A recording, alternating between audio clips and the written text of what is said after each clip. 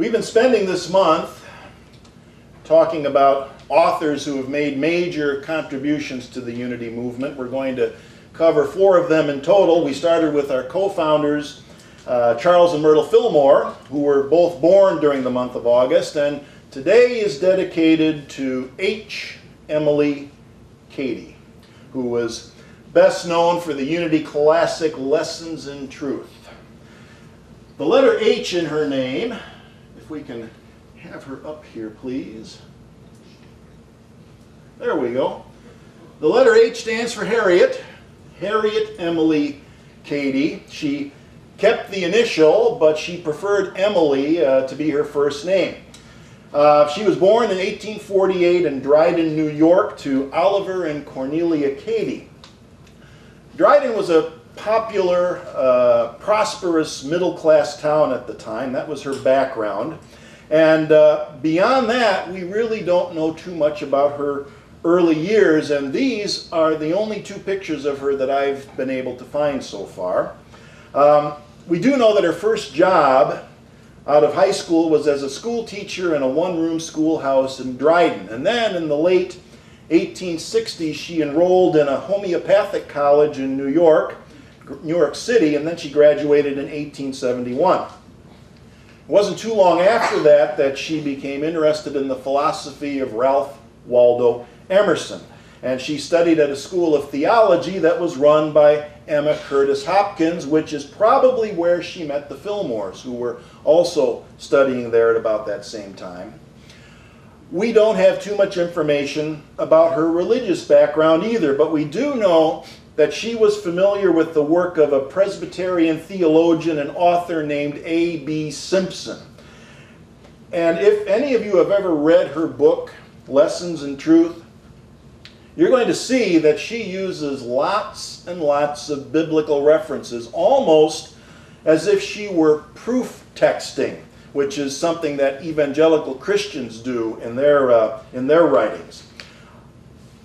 But even though the language that she uses in that book was steeped in the jargon of Christianity, it's very clear that she did not adhere to the doctrines of traditional Christianity. Like the Fillmores, she was a bit of a rebel. She was trying to bring about what I like to call a second Reformation, where traditional Christian concepts like the Bible passages that she referred to and other traditional Christian doctrine were reinterpreted or interpreted symbolically. And even though she was never a formal part of the Unity movement, she found the Fillmores to be like-minded, kindred spirits. Spirits in rebellion is what someone once called them. So in 1891, she sent Charles Fillmore an article in the hope that he might publish it in this brand new magazine he just started the year before that was called Thought. In 1891, that magazine, Thought, had been renamed. They were calling it Unity Magazine for the first time. Well, Charles liked the article, and he published it that same year. This article was found in a pamphlet that was called Finding the Christ in Ourselves. And here's an early part of the cover of that pamphlet that's been preserved somewhere. Finding the Christ in Ourselves. Now, this is where we get the first glimpse of how radical her reinterpretation of Christianity was back in those days. This is where we see the transition from believing in Jesus as this superhuman Savior out there to seeing him as an example of our innate human potential. This is how she describes it in her article, Finding the Christ in Ourselves. There were, in the person of Jesus, 2 distinct regions. There was the fleshly, mortal part, which was Jesus, the Son of Man. Then there was the central, living, real part, which was Spirit, the Son of God. That was the Christ, the Anointed. So each one of us has 2 regions of being. One, the fleshly, mortal part, which is always feeling its weakness and insufficiency in all things, always saying, I can't.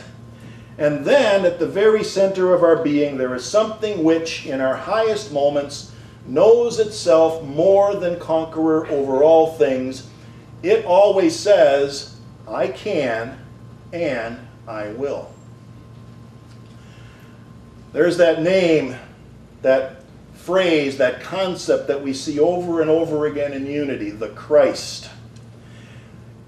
It probably wasn't something that Emilie Cady or the Fillmores invented. It was becoming a popular concept, probably because of what Emma Curtis Hopkins was teaching. This idea of a universal Christ nature that was natural and an inherent part of human nature is very similar to the ideas that we get from Eastern religions, in particular Buddhism. Back in the late 1800s, people in this country were just starting to learn about Buddhism, and I suspect that we're seeing a bit of a synthesis happening here. The Buddha wasn't regarded as someone who did something unique and special. He had simply demonstrated something that all human beings have within them. They called it Buddha nature. Every human being, indeed every sentient being, according to Buddhism, has the Buddha nature at its core, the same enlightened consciousness that the Buddha realized while sitting under a tree at Bodh Gaya, India. So the Christ, Buddha nature, very similar concepts that were used by the Fillmores and Emilie Cady to help Christianity evolve. Now, the very idea of the Christ was considered blasphemy by traditional Christians. This idea that mere human beings could have anything that Jesus had within them was repugnant to them. It was blasphemy to traditional Christians then, and guess what? It still is today. And we have long ago ceased to care what they think. There's an old saying which I'm going to apply to blasphemy. Go big or go home. And we don't have it. Yes, we do. Go big or go home. Don't settle for being irritating. Don't settle for pique. Go for outrage. So, Charles Fillmore liked her article, he liked the pamphlet, he liked it so much that he asked Emilie Cady to write a series of articles for Unity magazine about the basics of unity. Basics of unity, basics of what was called the New Thought movement back then, and they started publishing those articles in 1894 in a serial form.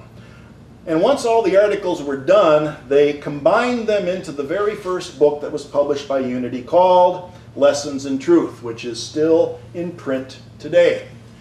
It's required reading for anyone who wants to be a licensed Unity teacher or a Unity minister.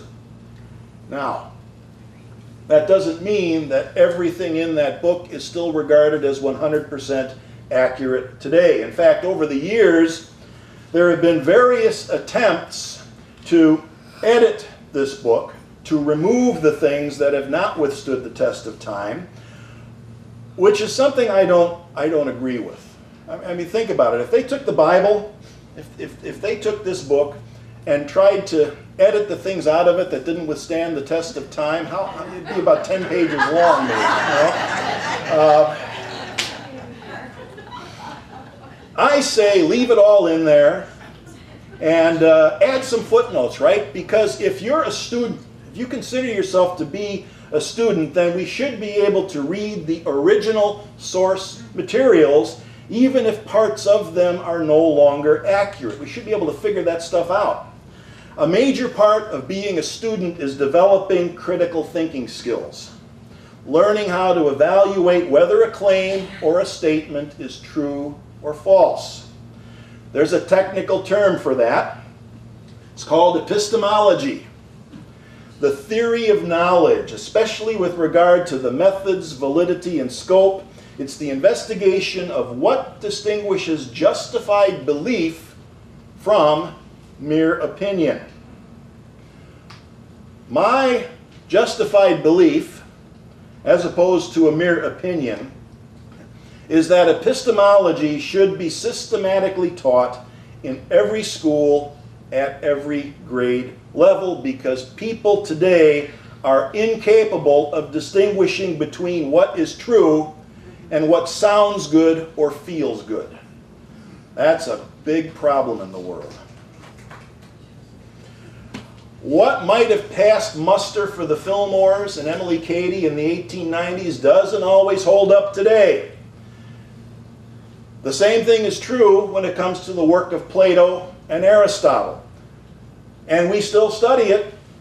We still read what they wrote because those things were influential back then, even if much of it is outdated based on what we know today. If you want to understand evolutionary theory, you still have to go back and read the original Darwin, even though some of his original ideas have undergone their own change and evolution since then. That's how we learn. That's how we grow.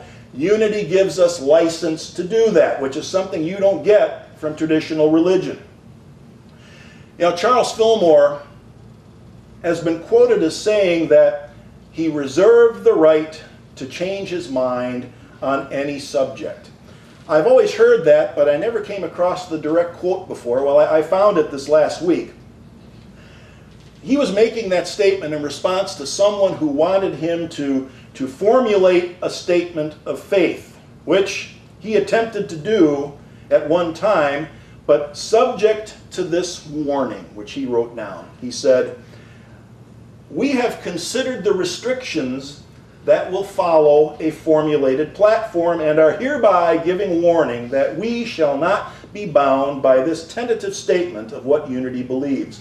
We may change our mind tomorrow on some of the points, and if we do, we shall feel free to make a new statement of faith in harmony with the new viewpoint." We learn and grow. We must learn and grow and change, otherwise we stagnate and die. Now, those of you who have been attending for a while know that there are certain ideas we get from Emilie Cady which were indeed revolutionary and have withstood the test of time, at least in my justified belief as opposed to mere opinion. And maybe you get a little tired of hearing me repeat the same old Emilie Cady quotes about an impersonal God and God as principle, but the reason I keep hammering away at it is because they are sound and they match what we're learning about the universe. The work of Emilie Cady was instrumental in setting unity on a path that would take us beyond what is known as theism. Theism claims that God is a personal entity, generally male, who is all-powerful and all-knowing and angry and vengeful and jealous and punishing. Emilie Cady took all that and she flipped it upside down. Another one of my favorite quotes from her. She says, "God is spirit, or the creative energy that is the cause of all visible things. God as spirit is the invisible life and intelligence underlying all physical things. There could be no body or visible part to anything unless there was first spirit as creative cause. God is not a being or a person having life, intelligence, love, power. God is that invisible, intangible, but very real something we call life. God is perfect love and infinite power. God is the total of these, the total of all good, whether manifested or unexpressed." Now, if these words resonate even a little bit, well, we have Emilie Cady to thank for showing us that there is a better and I think more evolved way of thinking about God than what we get from classical theism. No dysfunctional human qualities, no anger, no jealousy, no punishment, no hellfire. And you can embrace this definition and modern physics without any contradiction. There's energy at the core of the universe. She talks about that creative energy. Boy, was there energy at the core of the universe that was released in the Big Bang. creative, and powerful, not in human terms, but in very real, objective terms. The vast expanse and diversity of the universe is ample evidence to justify that belief. Creative energy, indeed. Power. She talks about infinite power. The power that we see at work in the universe is, for all practical purposes, infinite. And then, life. Life leads to consciousness, which then becomes the foundation for love as expressed through the Golden Rule. Love, the Golden Rule, altruism can all be explained by the process of natural selection, which would appear to be part of that intelligence which Emilie Cady talks about. Now, she may not have had that precisely in mind, but it fits. In fact, for those who've been attending our Frontiers of Consciousness class over the past couple of years now, you might recall a presentation we watched by Daniel Dennett. In fact, it was so good I did it twice. Daniel Dennett, this fellow here, who is a philosopher, he's a cognitive scientist who specializes in studying consciousness. He says that natural selection is intelligent design. He dares to use that phrase, intelligent design, but he makes it very clear that he's not talking about intelligent design the way the fundamentalists use the term. He's talking about intelligent design without this designer entity. It just is. I want to share part of an article that someone wrote after interviewing Daniel Dennett. And in this interview, they were talking about a book that Dennett wrote called Darwin's Dangerous Idea. Darwin's dangerous idea, Dennett writes, is that box music, Christianity, human culture, the human mind, and Homo sapiens all exist as fruits of a single tree, the tree of life, which created itself, not in a miraculous, instantaneous whoosh, but slowly. Slowly. He asks, is this tree of life a God that one could worship, pray to, fear? Probably not. But, he says, it is greater than anything any of us will ever conceive of in detail worthy of its detail. I could not pray to it, but I can stand in affirmation of its magnificence. This world is sacred.